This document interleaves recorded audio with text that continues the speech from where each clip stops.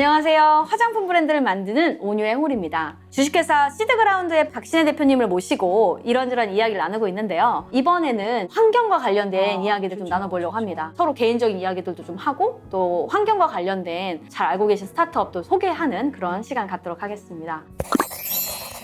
사실 저희뿐만 아니라 사회적으로 환경에 대한 관심이 엄청 많아지고 있죠. 지구온난화 다큐도 많이 이제 TV에서 볼 수 있고 자연스럽게 관심 갖게 되는 것 같아요. 하고 있는 영역 자체가 창업자들을 만나는 일이잖아요. 확실히 3, 4년 전보다는 환경 쪽의 아이템들이 많아지고 또 분야도 굉장히 세분화한 거를 볼 수 있어요. 저는 실천하는 것 중에 하나가 1년에 한 100일 정도, 3개월 정도는 옷을 절대 사질 않아요. 그러니까 그냥 있는 옷을 입고 노쇼핑이네요. 가다가 이거 덜컥 사고 싶은 거 안 사고 옷을 최대한 오래 입을 수 있도록 옛날 걸 다시 꺼내서 입으면 또 괜찮거든요. 알다시피 옷장이 엄청 많은데 또 사고 이런 것도 결국은 그게 어떻게 처분이 될지를 알잖아요. 환경을 생각해서 나에게 딱 필요한 정말 미니멀리즘 필요한 만큼의 옷을 갖고 있는 것도 좋을 것 같다 해서 저는 한 3개월 정도 그렇게 실행을 해봤는데 생각보다 의식하지 않으면 막 사게 돼요. 네, 그 충동 구매도 많고 얼마나 유혹적인가 많습니까? 그게 제가 할 수 있는 잘 해보고 싶은 것 중에 하나예요. 네. 환경에 대해서 개인적으로 걱정이랄지 아니면 어떤 생각이랄지 이런 것들 좀 나눠주시면 좋을 것 같습니다. 사실은 제가 환경 쪽의 브랜드를 좀 해보고 싶었어요. 그래서 홍 대표님한테도 여러 가지 얘기를 해본 적이 있거든요. 자외선 차단제. 네, 차단제나 이런 부분들, 그 이제 바다에 들어갔을 때 또 오염이 되니까. 근데 또 제가 본업이 화장품을 만드는 사람이 아니기 때문에 대표님에게 좀 여쭤보고 그랬던 적이 있습니다. 대표님은 어떠세요? 환경에 대한 생각은 화장품 업계에서도 굉장히 화두가 되고 있어요. 특히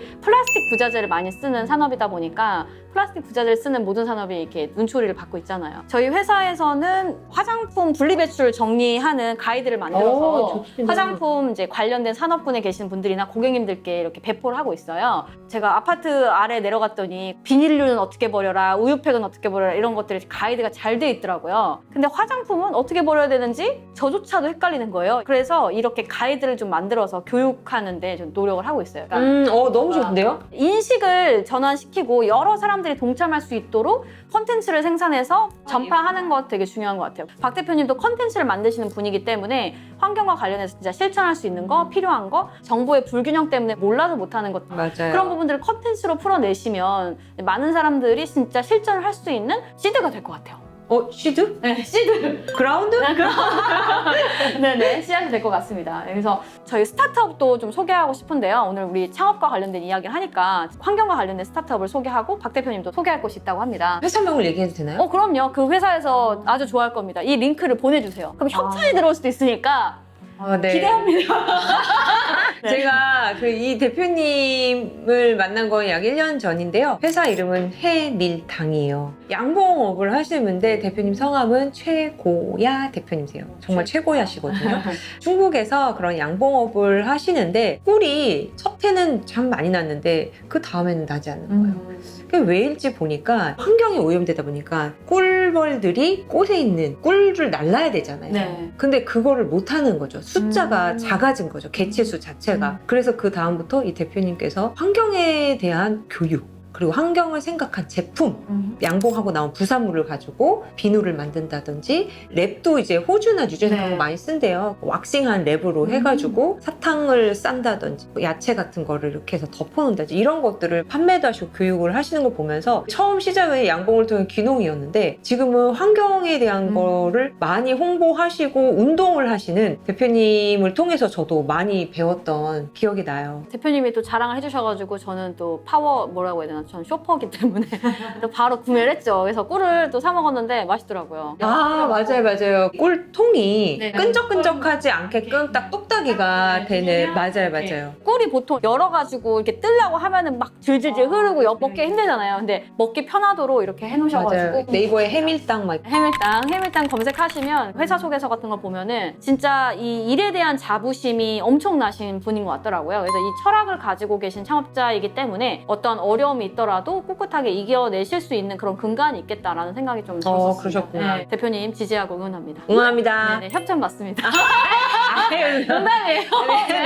네. 그리고 제가 소개해드리고 싶은 분은 제가 오늘 입고 있는 티셔츠 레이지 에코 클럽 클럽이라는 실제 회사 이름도 레이지 에코 클럽입니다. 레이지 에코 클럽을 운영하고 계신 이혜인 대표님인데요. 저는 화장품 브랜드 매니저 아카데미를 하다 보니까 아카데미 학생으로 만나게 되었었어요. 레이지 에코 클럽 제가 처음에 딱 회사 이름만 보고 이름 너무 재밌는데요? 괜찮은데요? 저 이 클럽 가입하고 싶어요. 이라고 이렇게 말씀드렸는데 실제 그런 클럽을 만드셨어요. 온라인상에서 게으르지만 나는 환경에 대해서 실천하고 싶은 그런 사람들을 이렇게 게더링하는 역할을 하고 계시고요. 레이지 에코 클럽이 하는 활동은 게으른 사람들한테는 쉬운 그리고 지구한테는 편안한 그러한 것을 꿈꾸는 그런 활동들을 하고 계세요. 한강에 가서 놀이처럼 쓰레기를 줍는 일을 한다든지 이런 캐릭터와 관련해서 뒤에 캐릭터 보이더라고요. 네, 이게 콜라보레이션을 작가님이랑 네, 이렇게 하셨더라고요. 잘 보이시죠? 네, 지구가 지금 울고 아파하고 있네요. 있습니다. 그래서 이 티셔츠는 이제 유기농 목화로 만들어진 그런 되게 티셔츠고 부드럽네. 부자재 같은 것들도 다 생분해가 가능한 것들로만 이렇게 비싸더라도 그런 것들을 사용하고 계시고 계몽 운동을 하고 계신 거죠. 전에 말씀드린 그분도 환경 계몽 운동처럼 자연스러운 흐름인 것 같아요. 네. 그리고 이분이 또 하고 있는 거는 아까 말씀하신 것처럼 옷이 너무 낭비가 되니까 잠자고 있는 자기 티셔츠 모양이 뭐 해졌거나 아니면 그냥 빈 티셔츠를 가지고 오시면 실크 프린팅을 그 사무실에서 해드려요.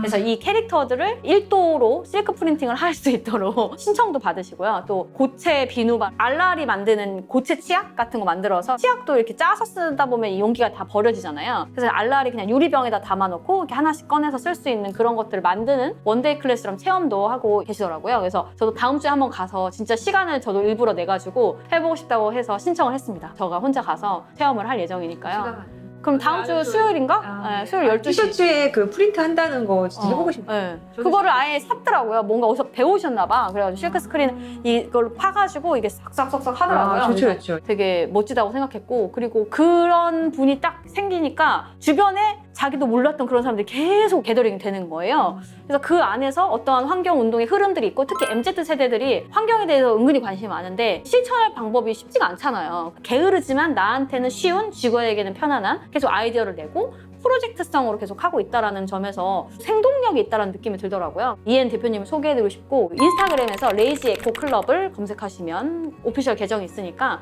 팔로우 하시고 다양한 정보들도 좀 얻으시면 좋을 것 같습니다. 아카데미 학생 부부가 이렇게 론칭한 인페나라는 브랜드를 좀 소개해드리고 싶은데요. 와디즈 크라우드 펀딩을 앞두고 있습니다. 이 브랜드는 비건 브랜드로서 내용물 자체가 비건이고 또 비건 인증까지 다 받았어요. 비건 앰플, 패드, 에멀전 이렇게 구성이 되어 있는데 이분들은 굉장히 중요한 철학을 갖고 있어요. 그래서 동물 실험을 하지 않은 원료 그리고 동물 실험을 하지 않은 완제품, 동물성 원료가 들어가지 않은 그런 이제 포뮬러를 만들었는데 그 과정에서 재밌었던 에피소드가 트러플이라는 버섯 종류가 있잖아요. 서양에서는 그 아이를 어떻게 채취하냐면 개한테 이 입마개를 씌우고 냄새를 맡게 해서 개를 찾게 만드는 거예요. 한마디로 탐색을 시키거든요. 탐색견처럼 뭔가 냄새를 맡아서 그 나무 밑에 뭐가 자라나 봐요. 산속에서 찾더라고요. 동물을 학대했다고 보기 조금 어려운데 어쨌든 원료는 식물과 관련된 거지만 채취함에 있어서 동물을 사용했기 때문에 비건으로 보긴 어렵다라는 게 있어서 그런 컨셉 성분도 과감하게 또 바꾸시고 패키지도 굉장히 친환경적으로 재활용 좀 잘 되게끔 하고 계시고 뭐 용지들도 재생지를 사용한다든지 MZ 세대에 맞춰서 그렇지만 환경에 좋기만 한 그런 브랜드가 아니라 정말 피부에도 건강하게 할 수 있는 프리미엄급 화장품을 만들었습니다. 비건, 프리미엄, 그리고 친환경이 공존할 수 있을까? 컨셉을 잡으면서 좀 걱정이었는데 잘 어우러져서 좋은 브랜드를 만드셨더라고요. 네. 인페나라는 브랜드 또 소개해드렸습니다. 여기까지 저희가 환경과 관련된 이야기를 좀 나누면서 또 스타트업들도 소개해드렸는데요. 여러분들도 어떤 비즈니스를 하던 지금 환경과 관련된 것들이 빠질 수가 없거든요. 내가 하는 비즈니스에 어떻게 하면 접목할 수 있을까? 또는 내가 갖고 있지 않은 것을 다른 회사에서 어떻게 수혈받으면 좋을까? 이런 고민들을 같이 하시면 더 좋은 비즈니스 기회가 또 생길 거고 또 회사의 가치가 더 올라가지 않을까 싶습니다. 네. 제가 스타트업들 대표님들 보면은 환경에 대해서 많이 신경을 쓰시는 부분들이 보여요. 생각나는 회사들은 식품 회사인데 용기가 많이 플라스틱이 사용이 되잖아요. 네. 종이 용기나 석고보드처럼 생긴 그런 형태의 볼도 있더라고요. 그런 쪽으로 바꾸면서 ESG 경영에 참여하는 회사다라는 거를 좀 빠르게 움직이시면 좋을 것 같아요. 한번 생각을 바꿔보시면 어떨까. 물론 잘하시는 대표님 더 많으시겠지만 한번 말씀드리고 싶었습니다. 네. 오늘도 귀한 말씀 나눠주신 박신혜 대표님 감사합니다. 네, 감사합니다. 감사합니다.